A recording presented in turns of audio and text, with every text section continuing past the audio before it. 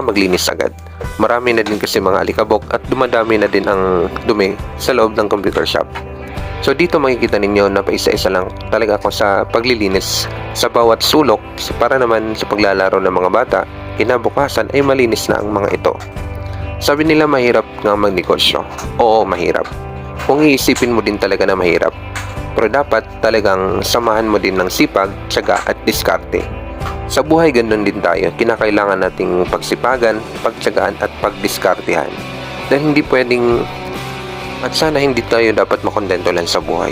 Dahil sa ngayon ang dami ng kinakailangan natin paggastusan, marami na ding mga bayarin at kinakailangan mong buhayin ang pamilya mo. So kaya kinakailangan mong pagsamahan ng sipag, tiyaga at diskarte sa buhay. Mahirap man gawin pero kailangan mong simulan. Basta't ang importante ay may ginagawa ka sa kapwa mo, para sa sarili mo, para sa pamilya mo, at para mabuhay mo ang